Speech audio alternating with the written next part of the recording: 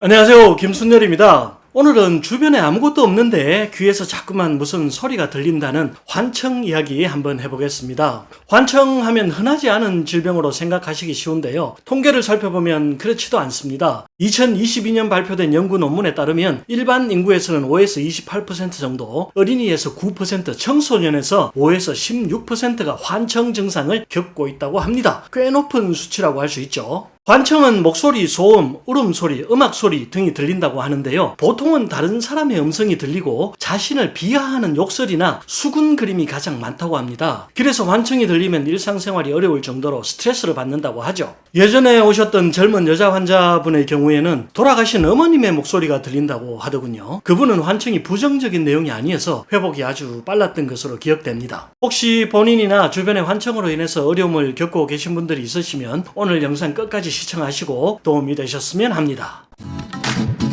환청이 조현병의 주요 증상으로 알려져 있죠. 그래서 치료가 어렵다는 인식이 많습니다. 하지만 저는 환청을 뇌 청각 영역의 오작동 문제로 봅니다. 그래서 환자 스스로 자신의 환청이 뇌 기능의 오작동으로부터 오는 질병이다 라는 인식을 하기만 하면 의외로 쉽게 치료되기도 합니다. 사람이 심각한 스트레스에 장시간 지속적으로 노출되다 보면 뇌신경의 손상이나 기능 이상이 올 수 있죠. 뇌의 청각신경 영역에 이상이 발생해서 반복적으로 소리가 재생되는 것이 바로 이 환청입니다. 그래서 내가 전혀 모르는 소리가 들리는 것이 아니라 내 머릿속에 기록된 기억 속에 있는 정보들이 주로 재생되는 것이죠. 신경학적 상태도 환청의 원인이 될 수 있습니다. 뇌 종양이나 간질, 이명, 선망, 외상성 뇌손상, 바이러스성 뇌염이나 뇌졸중과 같은 뇌의 특정 영역에 영향을 미치는 심혈관 문제로도 환청이 일어날 수 있죠. 그래서 원인이 정확히 어디에 있는지를 진단해서 치료하는 것이 아주 중요합니다. 앞서 말씀드린 뇌종양이나 간질처럼 뇌 실질에 이상이 있는 경우의 환청은 사실상 치료가 어렵습니다. 환청을 치료해야 하는 것이 아니라 원인 질환을 치료해야 하는 것이죠. 심각한 상태의 조현병으로 나타나는 환청도 치료가 잘 되지 않습니다.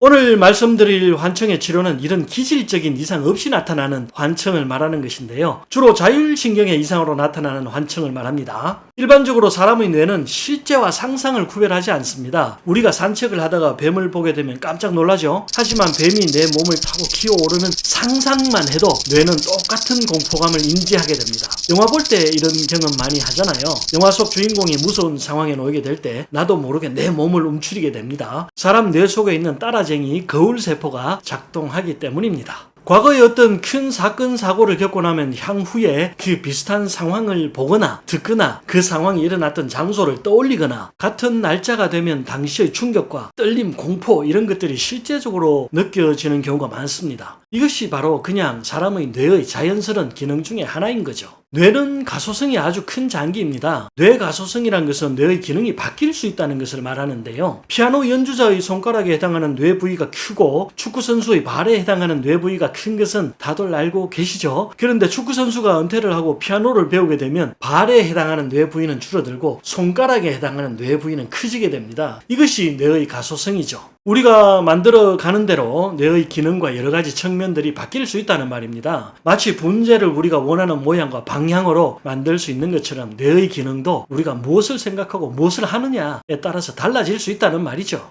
그래서 환청을 치료하는 가장 좋은 방법이 뇌 기능을 외부와 활발하게 연결될 수 있도록 도와주는 것입니다. 오감을 뇌와 연결해서 환청이 재생되는 영역이 작아지고 소멸될 수 있도록 도와주어야 하는 것이죠. 지금부터 환청을 치료하기 위해서 몇 가지 도움되는 방법들 알아보도록 하겠습니다. 이런 일상적인 방법만으로도 증상이 완화되는 경우가 아주 많습니다. 주목해 주십시오.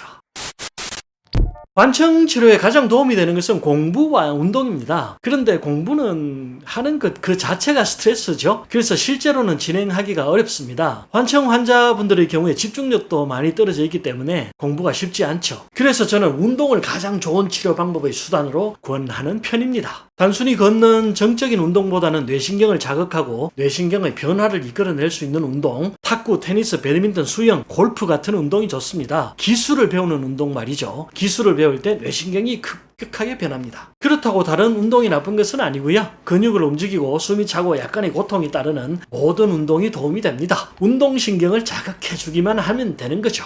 운동을 통해서 뇌신경에 자극을 주면 뇌신경은 빠르게 재분화와 재배치가 일어납니다. 운동이 뇌신경을 변화시키는 거죠. 운동신경이 발달할수록 청각 영역의 손상이 줄어들고 관청 영역이 감소하는 것입니다. 이것이 바로 뇌의 가소성입니다. 취미 생활을 하는 것도 좋은데요. 뭔가에 집중할 때 뇌의 가소성이 활발해집니다. 음악을 듣거나 영화를 보거나 꽃꽂이를 하거나 여행을 하거나 종이 접기를 해도 좋고요. 악기를 배워도 좋습니다. 외국어 공부를 하거나 무엇이든 신경을 집중할 수 있는 일을 하기만 하면 됩니다. 이때 뇌가 변하기 시작하는 겁니다.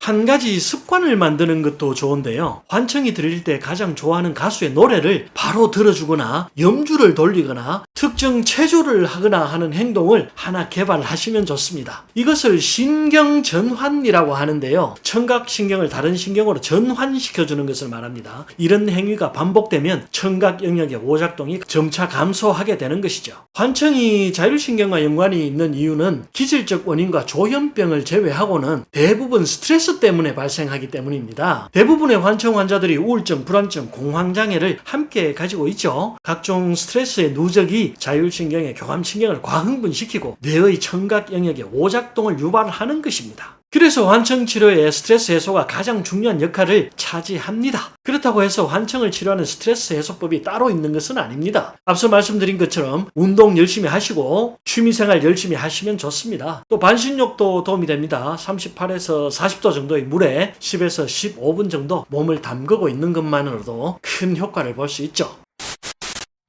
관청을 악화시키는 음식은 따로 있습니다. 술은 반드시 피하는 것이 좋은데요. 정신질환이 있으신 분들 중에 술에 의존하시는 분들이 아주 많죠. 알코올은 진정작용이 있어서 자제력을 상실하게 하고 이성을 마비시키는 역할을 합니다. 그래서 환청을 더욱 악화시킬 수 있죠. 알코올은 그 자체로 뇌신경을 파괴하기 때문에 환청이 더 심해질 수 있는 겁니다. 또 카페인 음료도 자제하시는 것이 좋은데요. 카페인이 뇌신경을 과각성시키고 자극할 수 있기 때문이죠. 오늘은 환청 치료법에 대해서 알아보았습니다. 앞서 말씀드린 것처럼 기질적 이상이 있거나 심각한 조현병에 환청이 아니면 치료되는 경우가 아주 많습니다. 대부분의 환자분들이 완치 가능성을 물어보기도 하는데요. 사람의 환청 중에 일부는 정상적 반응이기도 해서 완전히 사라지는 것은 불가능합니다. 환청이 생길 때 나의 뇌신경 중 청각 영역이 오작동을 일으키고 있구나 하는 것을 내가 알기만 하면 되는 거죠. 그것만 되어도 환청을 극복할 수 있는 큰 힘이 될 수 있습니다. 감사합니다. 구독과 좋아요 눌러주시고 많은 분들과 영상 공유 부탁드립니다. 더 좋은 내용으로 다시 찾아뵙겠습니다.